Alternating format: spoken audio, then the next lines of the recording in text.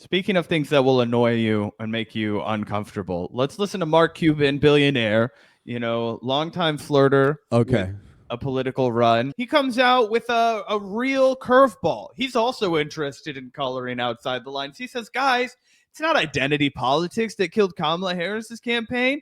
It's not the woke mob. It's her refusal to embrace crypto momentum. Are you ready, boys? Yeah. Embrace it.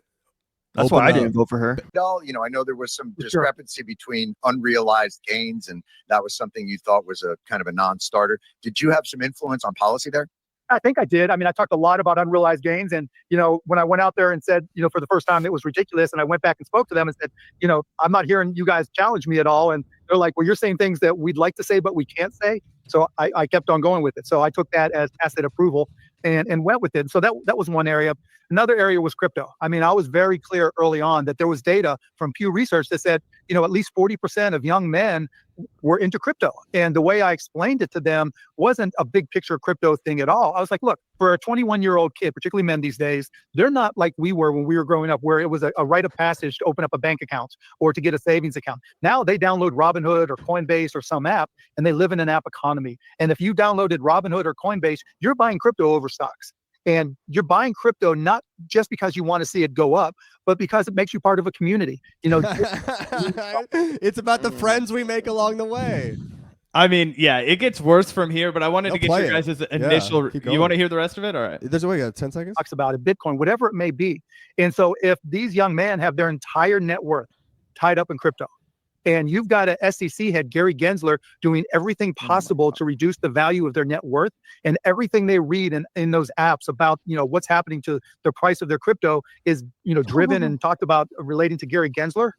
They're not going to vote for you. That's like no different than saying like, oh, Bernie Sanders lost because like a lot of people have money in like health insurance stocks, and they would hate to see that stock portfolio suffer if something were to happen to that industry. I really think that the next Democratic candidate needs to be a friend to that industry so that the investors in it feel comfortable with the transition. Like, it's literally no different, but he's just advocating for like dumbass like young men who are obsessed with Dogecoin and all these stupid fake fucking cryptocurrencies. And it's like, it's not a community, it's not a hobby, it's not a passion, it's a fake fucking bullshit. You're not even investing in real products. You're not even investing in shit like Microsoft or Gavin, that's where you're wrong. Because when I'm at the grocery store and I'm bringing eggs to the counter, I say, "Can I pay for this in crypto?"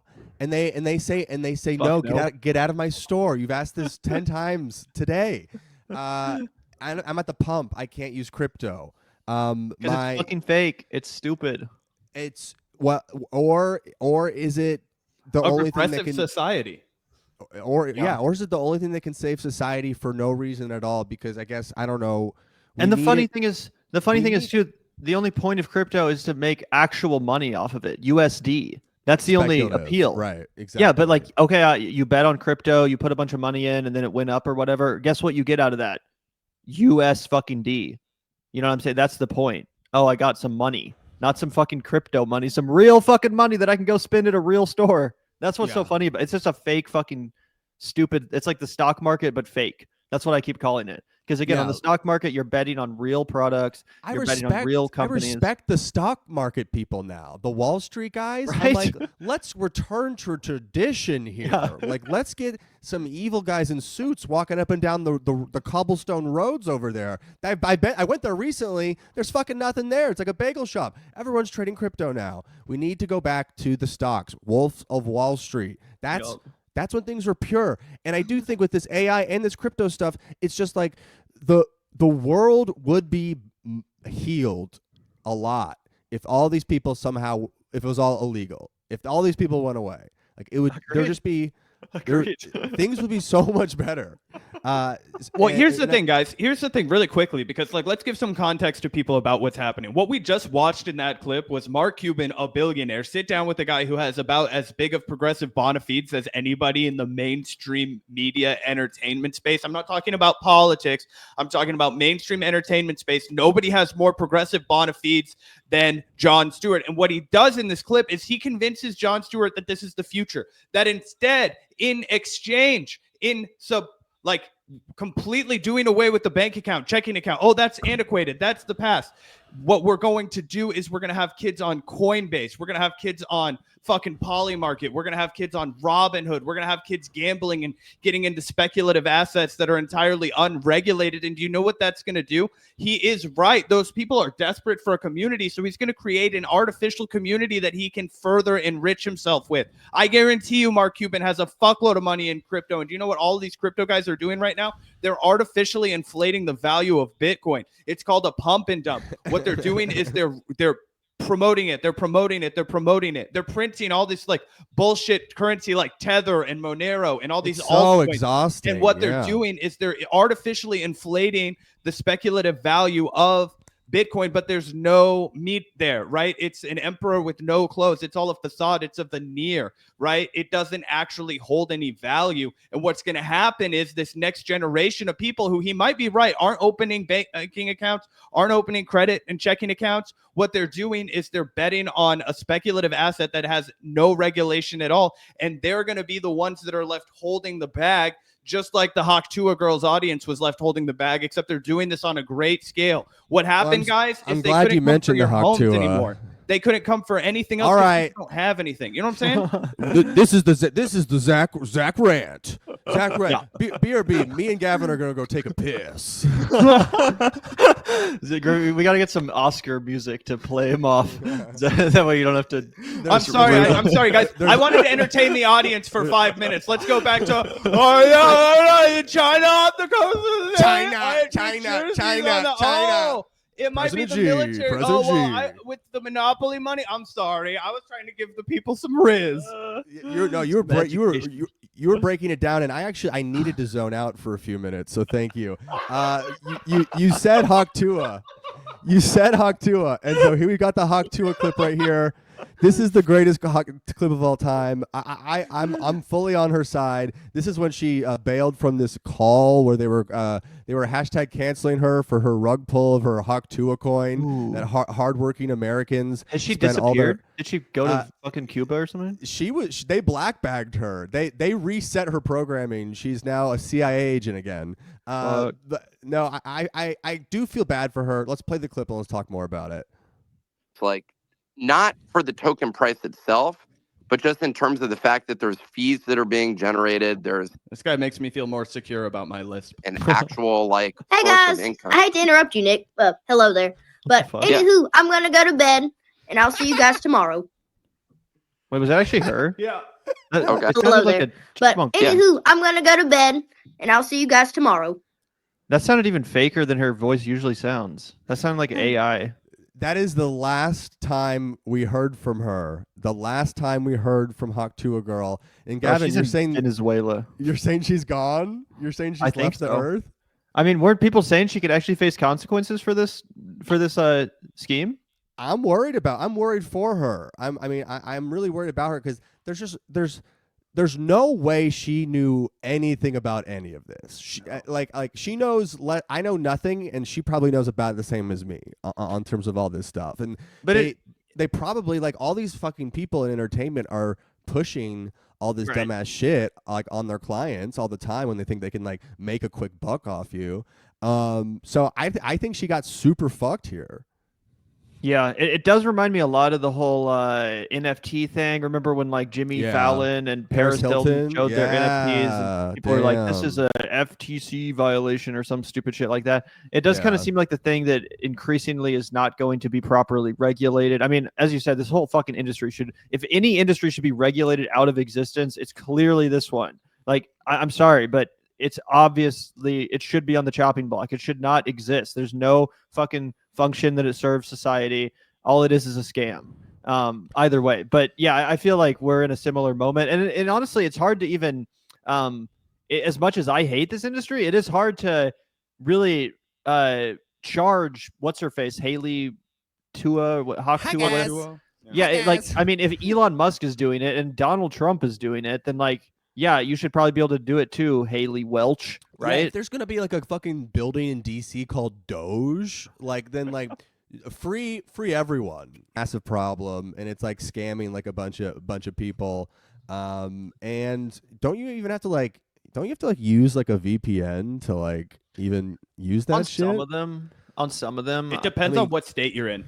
I mean, you're with me, right? You know that Zach is off camera. You're with me on this issue, right, Gavin? Oh yeah. I mean, to be honest, I kind of have mixed feelings about it.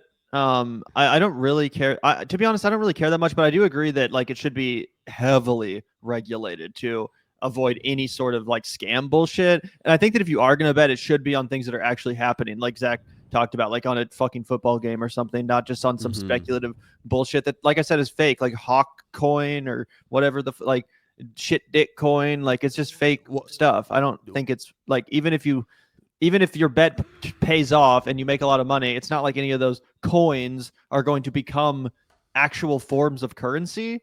So it just feels fake.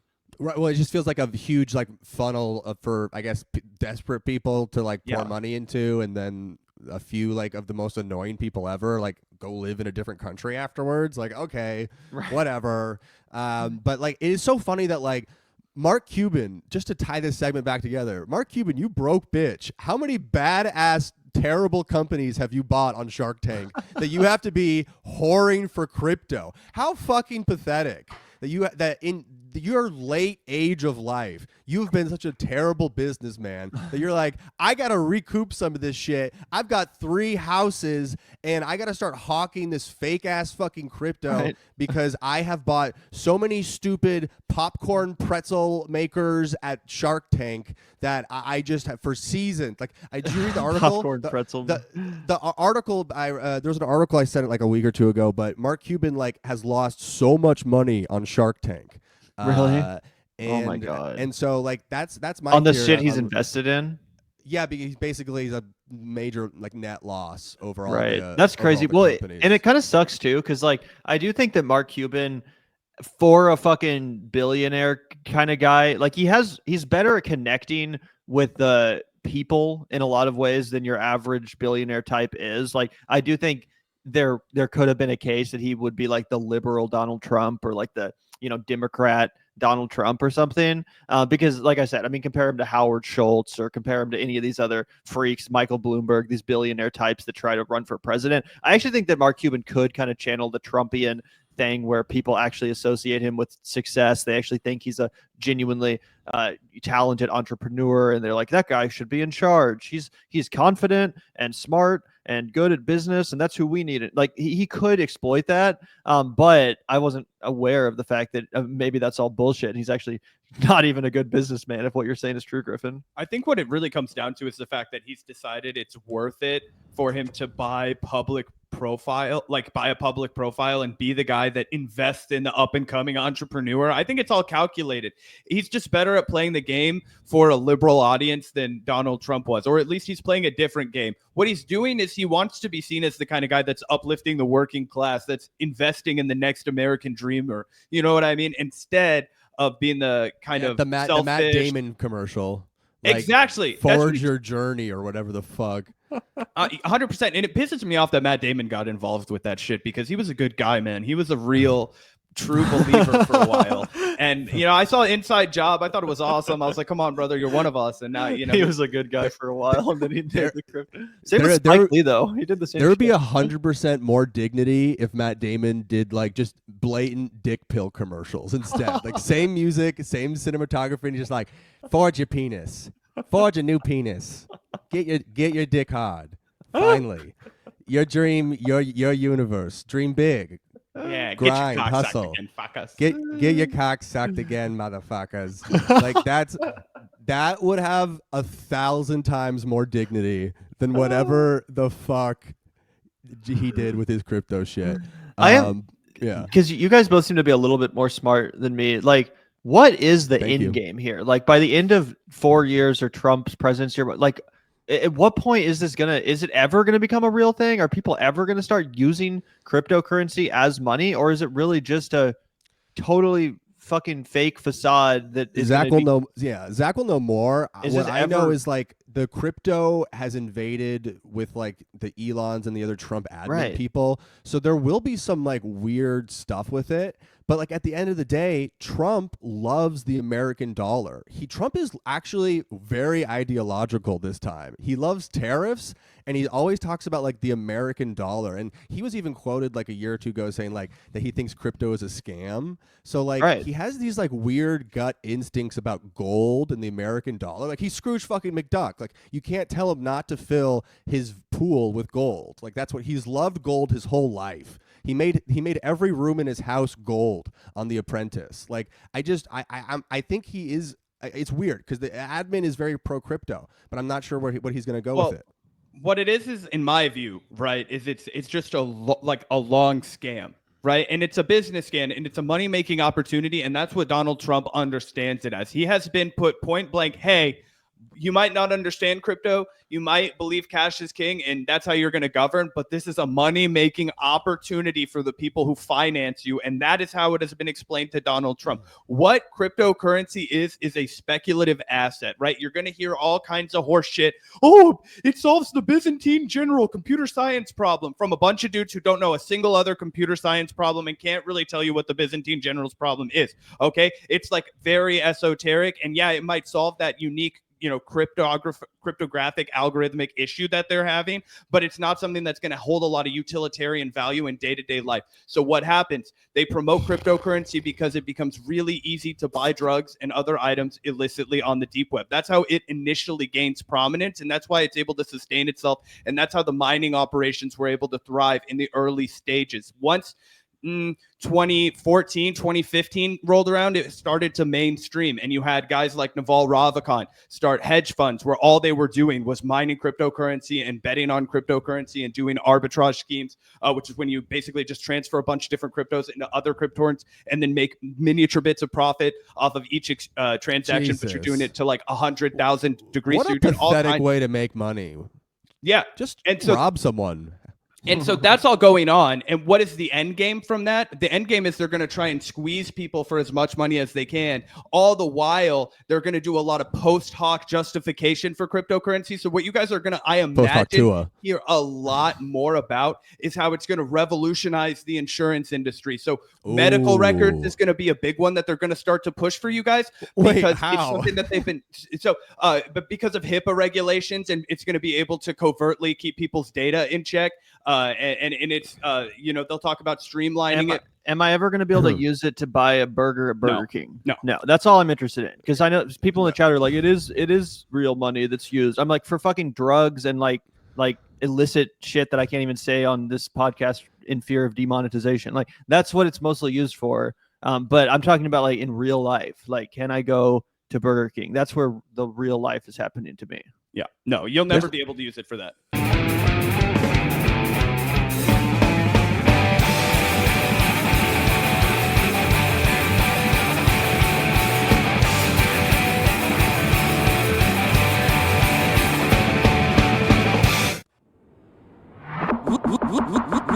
Look out the door if you hear an ambulance. The Vanguard will be there, sir. The Vanguard will be there, sir. The Vanguard will be there, sir. The Vanguard will be there. Be there. The Vanguard will be there. Be there.